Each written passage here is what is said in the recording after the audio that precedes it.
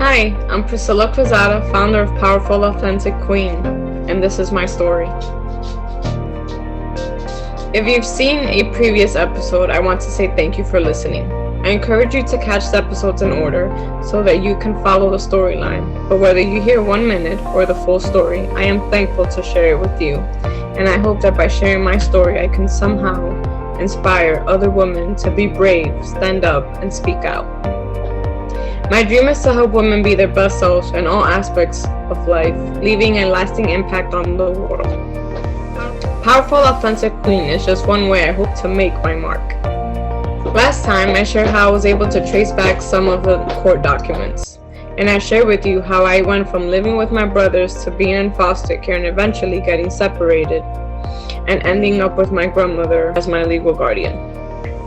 If you haven't had a chance to watch it, I also did a Q&A to talk about the things I learned about myself and my history through the court documents. Check it out when you're done watching this one. So where I left off was living the city life in a studio apartment with my grandmother. And after a few years, her and my dad decided to purchase a house outside of New York to provide me with a better life. I remember going on long car rides to look at different houses with them until they decided on the house. I also remember going to a ghost town and up north and being like, where are the kids? Anytime we drove to Middletown, New York, I never really saw kids outside playing like I did in New York, so I felt like we were moving to a ghost town. Eventually they decided on Middletown, which is about an hour north from the city, and they decided that would be the best place for us to move and call home. It took me a while to get used to the new suburbs life, adjusting to making new friends, riding the yellow bus instead of walking. What? To many, that was their normal commute, but to me, I felt privileged driving that yellow bus. I spent a lot of time alone at home, having to take care of myself while grandma and dad worked. They worked hard in the city to continue to provide the best that they could for me. Life with them was different, and it took some time for me to adjust to living with my dad. He wasn't used to being a full-time dad, and now that we lived under the same roof, it was a learning experience for all of us. My dad at the time was still young, and he was living his bachelor lifestyle, which he didn't really stop because he had a daughter living with him. Similar to my mom, he was on the hunt for the right woman to have in his life, and I saw a lot of trial and error. There were some females generously trying to be mother figures to me, and even from a really young age, I sensed that they were only temporary. I felt like anytime I would get close to someone, it would end.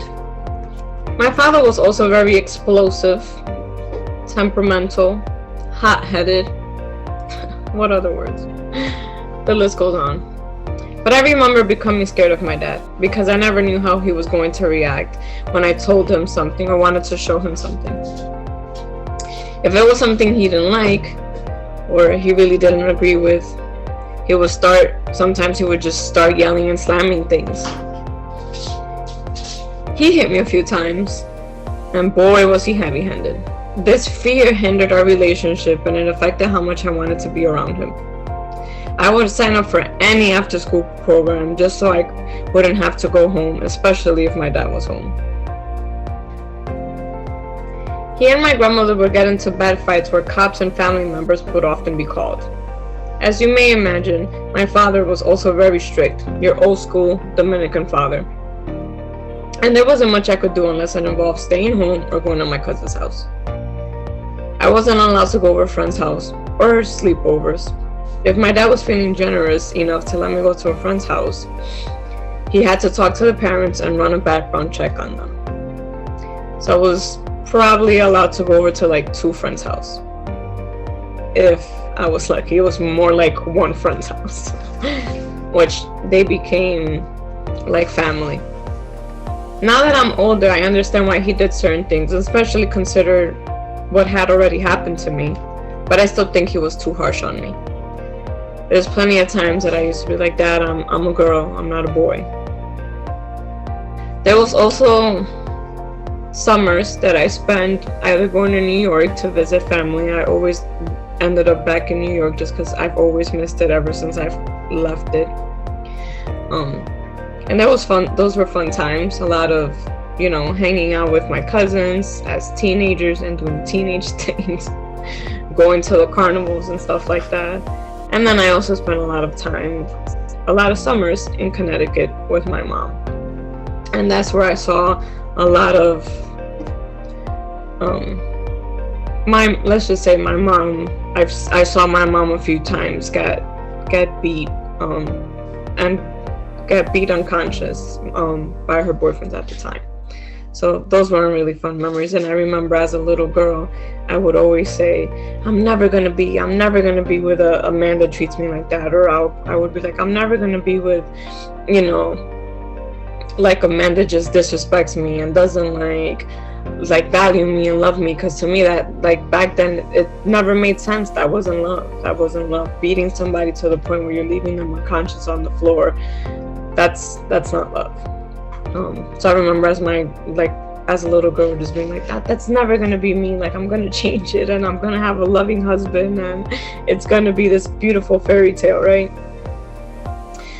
But anyways, once I turned 18 and graduated high school, I moved to Connecticut to live with my mom and my older brother. This is where the fun began. Hello, freedom! My mom wasn't as strict, so I had what felt like all the freedom in the world. And after being so restricted in my earlier teenage years, when most are testing the waters, I was ready to do some heavy testing myself. This was when my having party days started. I won't get into all the craziness I got into, but let's just say I enjoyed my 20s. It was all fun and games, but there was also a lot of lessons learned. This is when I started learning about myself, because through trial and error, I got caught up in some toxic friendships and relationships because I had a hard time knowing what a healthy relationship should be. As I mentioned before, I grew up seeing my mom being mistreated, my dad and my grandmother getting into really bad fights, and my parents, and other people around me, seeing them in and out of relationships. I thought that mistreatment, whether verbal or physical, was a way someone showed that they cared. And I'm a loyal person, so I would stay in these toxic relationships because that's what loyal people do. They stick around no matter what. I also went through a phase of quitting a good job because I was tired of being responsible. I just wanted to be young, wild, and free. Zero responsibilities. No care in the world. That led me to moving around. And I went from Connecticut to the Bronx, to Manhattan, to Pennsylvania, back to Connecticut, then to New Jersey, and from Jersey to Florida. I'm proud to say Florida is the second longest place I've lived in, 7 years and counting. Although, I told myself that once I graduated college, I went to UCF, go Knights, I was moving back to New York because Florida was for retired people. However, I'm still here and not retired. And I have a long way to go before retirement. It's been a journey, and there has been many times when I think of moving back up north to be close to my brothers, my mom, cousins, and friends. But work has kept me in Florida. And even career-wise, man, it's been a roller coaster ride for me. I feel like I've never dealt with sexism, racism, and all the corporate BS that comes with some of these jobs, like I've experienced in Florida.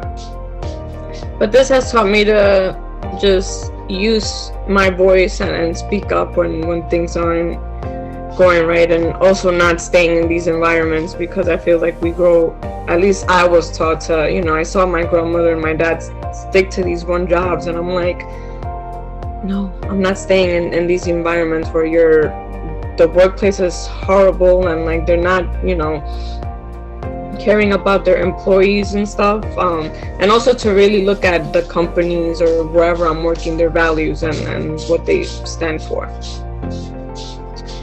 Up north, I might have dealt with a nasty coworker, but that's about it. I've been sharing my story for about 2 years now, and I continue to do the work required to heal from the trauma I've experienced. By sharing my story, my ultimate goal is to inspire at least one person. We all have a story worth telling. I want women to realize how powerful and resilient we are. I want women to use their struggles as stepping stones to become a better version of themselves. It's okay to be in your feelings, but don't let that keep you down and diminish your power. Regardless of what is happening in your life, if you are safe to do so, take a couple of days to sit with your emotions, but then use that to fuel your come up. Find the help you need. Find a community to support you, like Powerful Authentic Queen, that has been so supportive during my journey and me sharing my story. I truly want to inspire women to be their best selves, practice self-love, self-care, self-reflection, and personal healing. I want to leave an impact on the world by making a better place for our future generations. I am Priscilla, founder of Powerful Authentic Queen, and I thank you for listening to my story. Peace and love, y'all.